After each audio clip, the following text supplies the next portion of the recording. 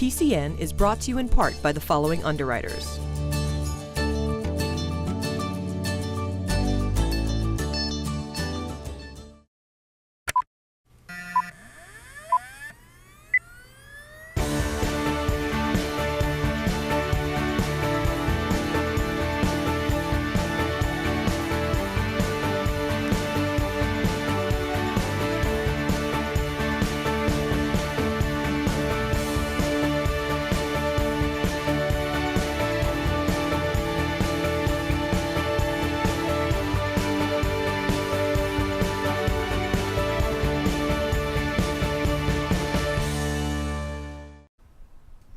Welcome to PACTV Community News. I'm Maureen Boyle. And I'm Julie Thompson.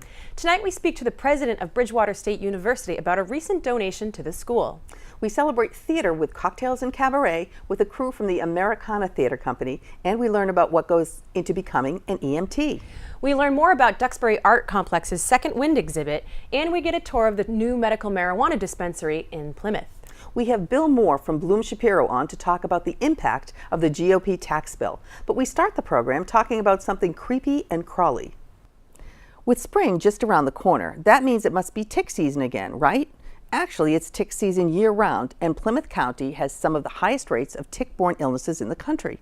We met up with a local entomologist who was hosting a forum at the Kingston COA to discuss the dangers and safety measures to take against these parasitic and diseased arachnids. In terms of tick-borne disease, probably a lot of people, I'd say the biggest thing that people don't realize is how prevalent it is in this county. It is shocking. You have incidence rates that are as high as certain diseases in third world countries, for instance, and they're right here in our own backyards. So that's the major thing about tick-borne diseases. The other thing is they may not know how many there are, and they also may not know that we're still learning about them. They're not fully solved. The mysteries of them are not fully solved. We're still discovering new things about them, how they act, how they behave, how they're transmitted. The problem with ticks in general is that they're not a seasonal thing. They do ebb and flow, and they do become more prevalent, and we notice it in the spring and summer months and into the fall. But they are active in the winter as well. What I'm going to be delivering today is a series of different techniques and methods that are scientifically proven to actually prevent tick-borne disease. They will prevent you, either prevent you from being bitten or prevent you from contracting disease. And those are techniques that you can incorporate into your daily life right now, starting today. Right now, the biggest problem that ticks are facing is drying out. So you're gonna find them in like dark and damp areas, but anytime that the weather gets above, let's say 32 or even 40 degrees, you're gonna have tick activity. So if you're going out and you're hiking in the woods, and maybe you were hiking there last week and it was freezing and now it's above 32, you can contact those ticks in the woods because you've got those two factors. You've got the dark and you've got the damp going on in there. A lot of times people think it's just tall grass, but it's not necessarily just tall grass. It can be shrubs, it can be leaf litter, it can be stacked piles of wood. It can really be anywhere as long as it meets those two criteria, dark and damp. So the big takeaway is that the people are in control of their own lives. A lot of these diseases can really severely impact your life. Some of them can even cause death.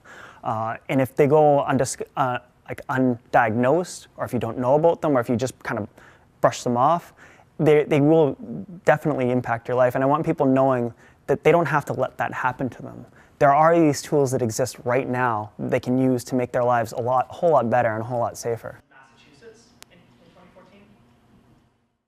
Recently, 2 Duxbury residents made a large land donation to Bridgewater State University. The land, which is in the Plymouth Industrial Park, used to be home to Bartlett Nuclear. PCN traveled over to Bridgewater State to learn more about this generous donation. Plymouth is hardly a college town, but Plymouth is also no stranger to post-secondary education.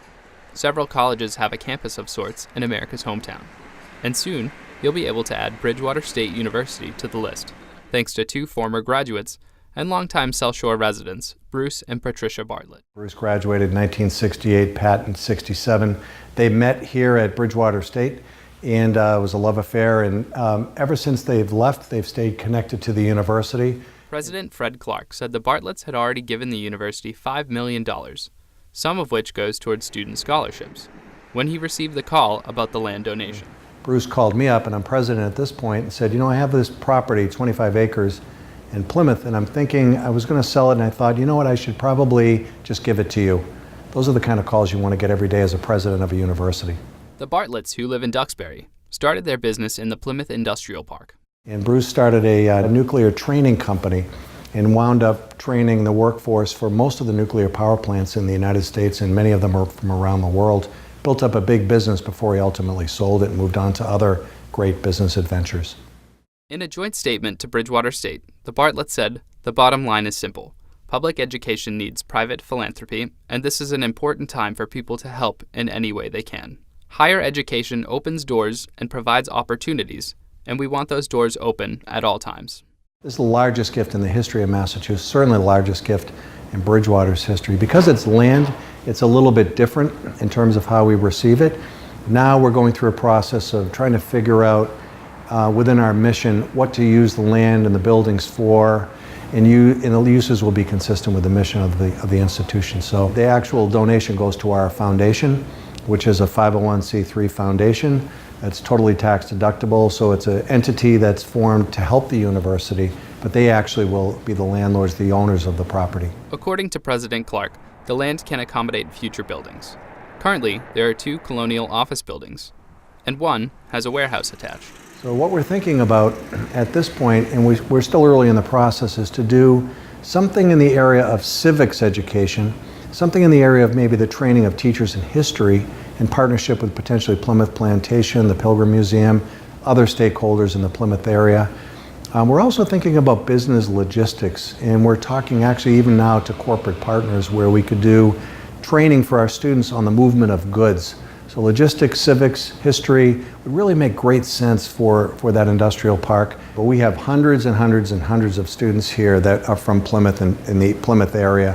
And we have thousands of alums that are in that area too.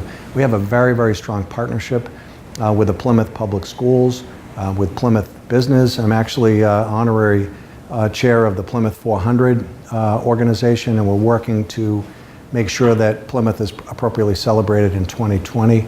So we are of and involved with and partners with Plymouth already, and I think there's just much more we can do if we're physically a little bit closer. Reporting in Bridgewater for PACTV Community News, I'm Walter Cicchetti.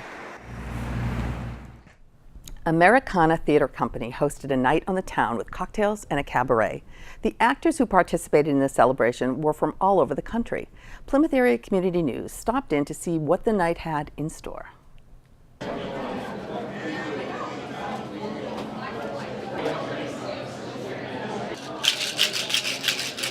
This is our first fundraiser, Cabaret fundraiser. We're kicking off our 2018 season with this one.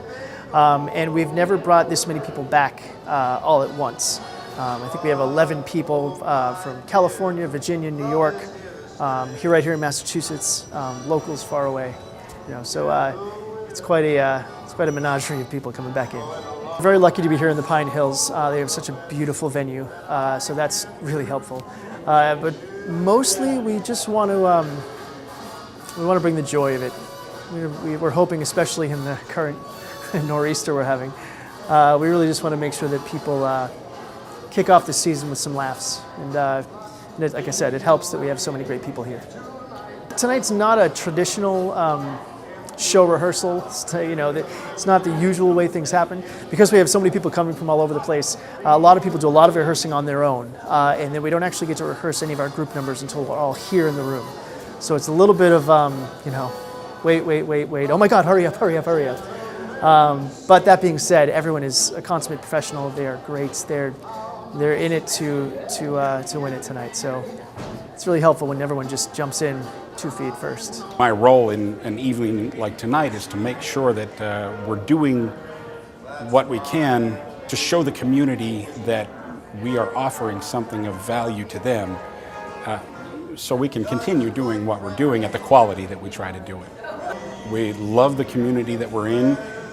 We obviously love to have the support of the community, but we also want the community to know that we're giving them value for what they're paying for. When they pay for a ticket, whenever they donate in any sort of way, we want them to know that they're getting great talent, Broadway caliber talent from all across the country right here in their hometown. Such some wonderful performers that can come out to support us, and they're happy to be here to support us for this evening, which is it's a very important night for us as a company. It's just great to get the band back together. It takes incredibly hard work to be in theater. Not that any job doesn't take hard work, they all do. Enjoy it. I mean, enjoy every aspect of it. If anything, make yourself more versatile, because everybody that is involved with the theatrical production, from anybody that can sew a button to your lead performers on stage, they all play a big role, and nobody can do anything without the other person pulling their weight.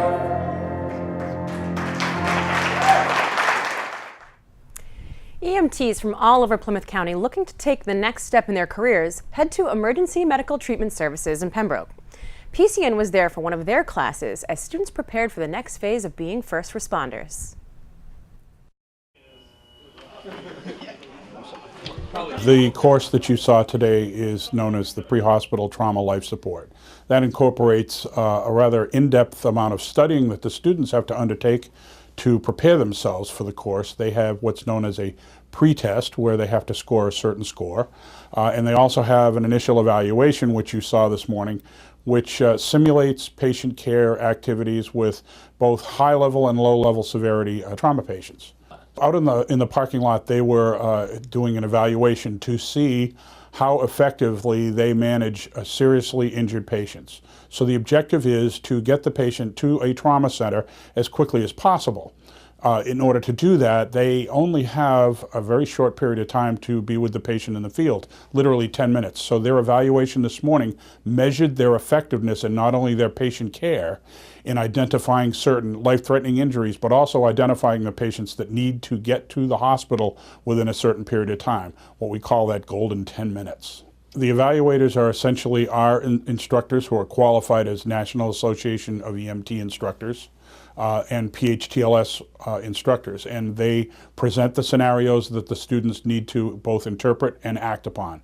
The students need to learn to lead a team, which is essentially a very important part of being a paramedic today, in addition to also learn to be team members so that they interact appropriately, not only in their training when they're dealing with very seriously ill or injured patients, but also when they get out into the field after they've passed all of their evaluations and function as paramedics. They need to work as a team as well as to be able to lead the team. They have a certain number of chances to pass this competency. The whole idea is to show them what is expected of them initially so that they can build on that as part of the learning process. And the expectation is at the end of the day, and they should be competent with their assessment skills and their treatment skills, so that tomorrow when they put it all together, they should be able to meet the minimum competencies. And that's exactly what PHTLS is. It's the trauma competency for the paramedic program. The similarities in developing the priorities for assessment and treatment and management are essentially the same in training as they are in real life. So the focus is how quickly do I need to do something? What are the more serious things I need to recognize? And how quickly and how effectively can I move the patient from the scene of the accident to the hospital emergency room where they belong? The most important thing that they need to recognize is really twofold. First and foremost, their own personal safety in any accident scene. And the second thing is to recognize the priorities that will get the patient to the hospital fastest. The Second Wind art exhibit at the Duxbury Art Complex Museum opened on the 25th of February and will be running through May 13th. We met one-on-one with the artists to discuss the subjects for this inspirational art exhibit. The people that I've depicted in this series of paintings are people who have retired from their primary profession and have now decided to follow their passion in whatever form that takes. It can be artistic, it doesn't necessarily have to be. My subjects have found many different ways to express themselves, and they're able to find joy and meaning in life, perhaps something that they've always wanted to do, didn't have time for, or maybe have discovered since they retired. I knew 3 of the people that I depicted. One's a very good friend of mine, two people I met casually at an exercise class that I attend. Mostly it was word of mouth. It was doing research and reading. I would comb newspapers and articles to try to find some sort of lead, and then track people down and hopefully have them agree to being a model for me. I love older people. I feel that our culture does not respect older people or treat them the way they should be treated. I know that in many cultures, such as Asian cultures, that is the opposite of how we are in this country. And it really is unfortunate, because older people are wonderful. They have a whole lifetime worth of experiences. They're warm, understanding. They bring whatever it is they did in their work life to the present and can teach us so much. I think that people connect with images of people. And I would hope that these paintings really communicate humanity, give people who are looking at the show perhaps some inspiration about their own life, maybe think about what it is they might like to do when they reach this stage of life, or if they're already there, hopefully be inspired to see people who are in the same ballpark age range doing things that perhaps they hadn't considered, and maybe try something.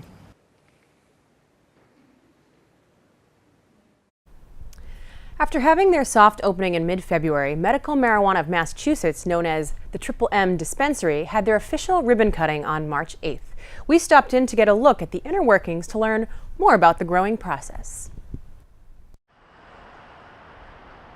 Every day, as vehicles cruise past the corner of Aldrin and Collins in North Plymouth, it's entirely possible that the drivers overlook the signs that stand just about 1 foot off the ground there. But since discretion is the objective for the business that the signs represent, it's probably for the better. For those who do see the signs, all arrows point to this building with the funky blue-green paint job that not only looks a bit like a fortress, it's protected like one as well. Over my right shoulder is the 8-foot-high perimeter fence. On my left side is the guarded gatehouse, protecting what the head of security is referring to as one of the most secure buildings in the entire state. So what exactly is so deserving of all this heightened security? Well, large quantities of medicinal-grade marijuana for starters. Also under lock and key are the methods used in cultivating these high-yield crops, and we would need special security clearance just to get to the area where it all takes place. Before we get to this point, though, getting into the building itself has its own smaller set of hurdles. The patient or caregiver's ID is checked at the front to make sure they're registered in the system. They also check to see that they haven't exceeded their monthly allotment. Once they're checked in and they pass, we'll bring them into the dispensary where we sell a variety of products. We have flowers, we have tinctures, which are drops you can put under your tongue. We have capsules, we have pre-rolled joint cigarettes. What we don't have here are gummy bears and lemonade that's been infused with cannabis, or pizzas or brownies or the like, again, per the request of the town, and we're happy to comply with that. Before it can look like this, it looks like this. And to get to this stage, these plants get their start from the mother plants in what's known as the propagation room. What we do is we have mother plants that we take cuts off of. It's just a little branch, a couple inches long, that we put into what we call a cloner, and it grows roots. And then once the plant has roots, it goes into these trays here, and it stays in these trays for a couple of weeks until it grows up large enough for us to put it into the flowering phase, and then we move it into our flowering rooms. We're on a total 8-week flowering cycle, so what we try to do is every 2 weeks there's a crop coming out that's being harvested. So at the same time there's a crop that's being put into the cloners, there's a crop that's being moved from the cloners into the propagation trays, and then there's a crop that's being moved into the flowering room. Once the plants reach their height of maturity and are ready for harvest, they're trimmed and dried. The buds may be what more people recognize, but the trimmings can end up here in this lab. This is where, through a multi-step process over hours and days, they end up with cannabis oil. What happens in here is we do an extraction of the resins in the cannabis plant that have medical value for cannabis therapy. And we do that in a variety of ways, and we make a variety of products such as capsules, and tinctures and topical creams. These are mostly for people who don't want to smoke a joint.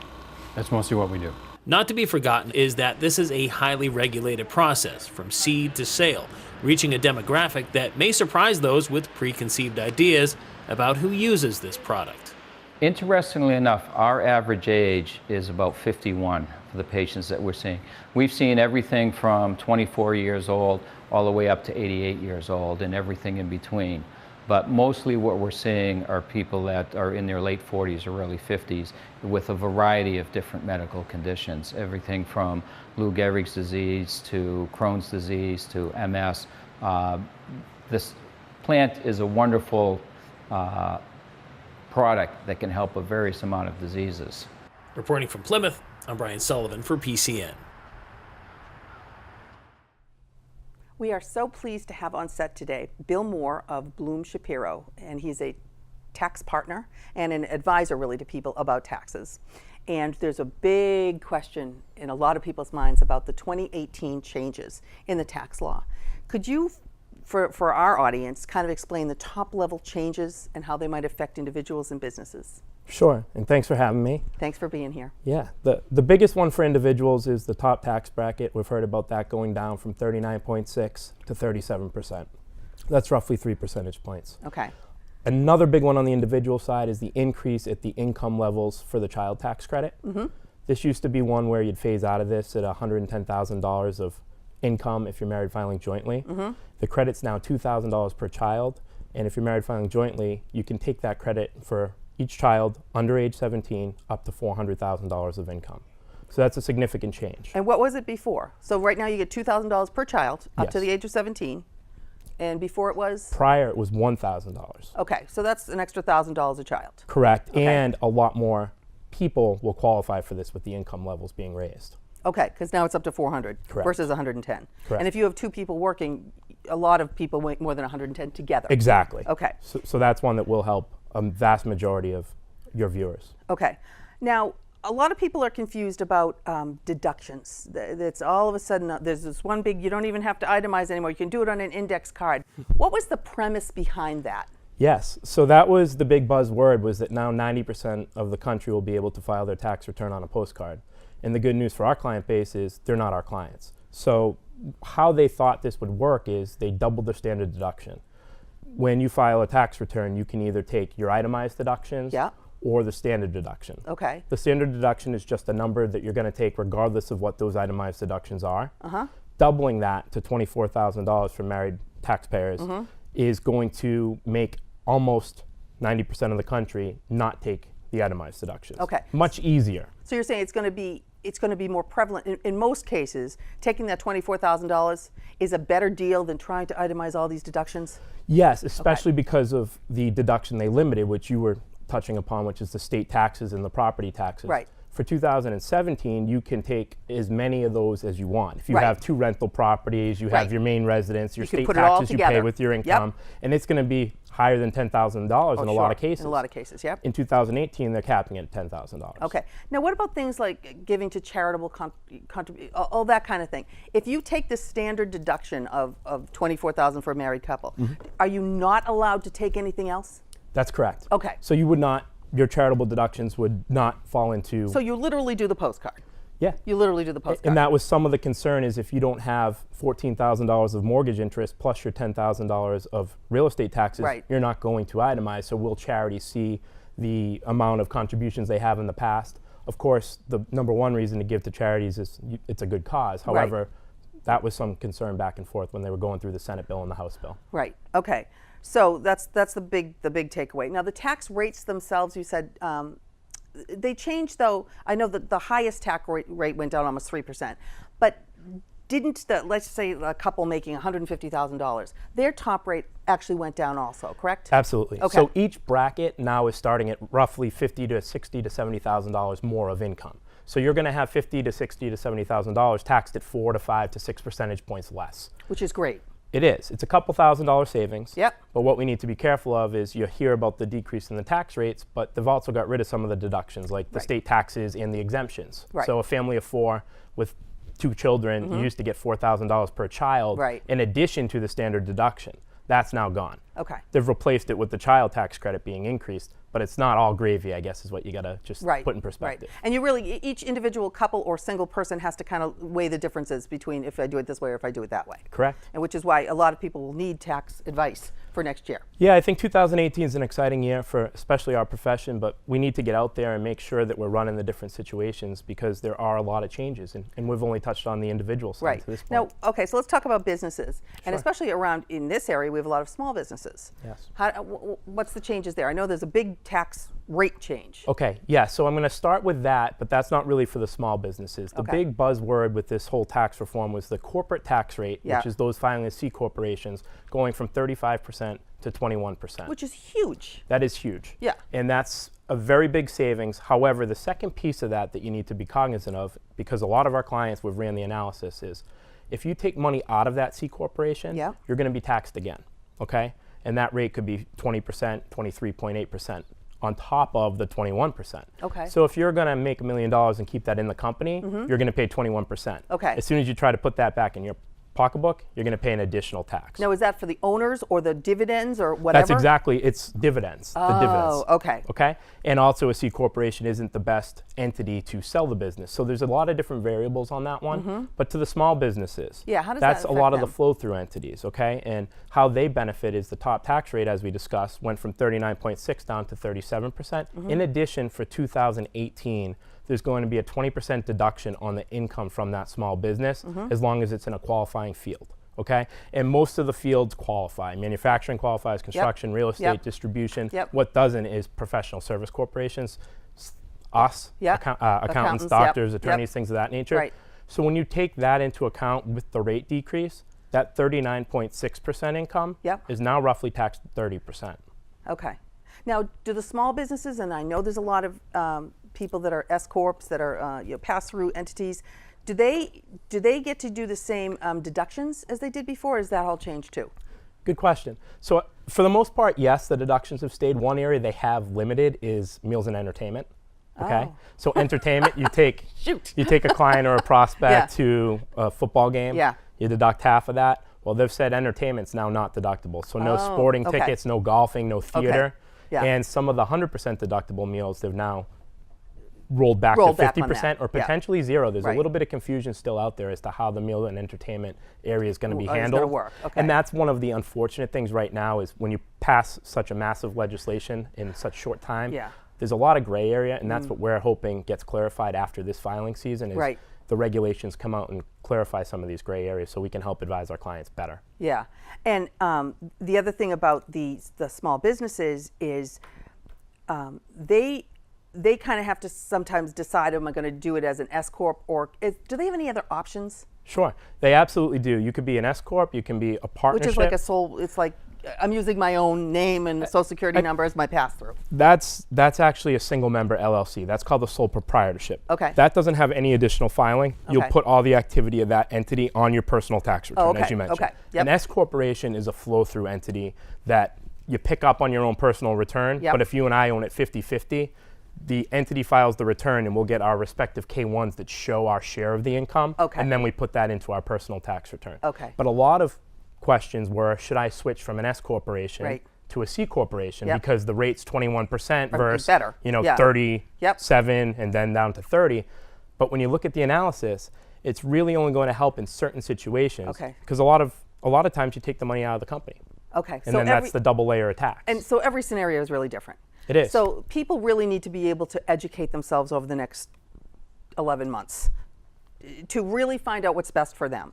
They can go to your website, blumshapiro.com, where and other tax professionals will have the same thing, where you're going to try to break down the major components of this for individuals and for businesses. I know IRS.gov has this information too, but sometimes it's so overwhelming and it's not broken down sometimes into the ways that you can understand it. I would agree, and also it's so specific even by industry, so that'll help a lot as well, is just get something industry specific or call an advisor. Okay, thank you so much. We appreciate it. Thanks we for can having talk me. for 6 hours, but unfortunately we're out of time. Well, thanks for having me. Thank you.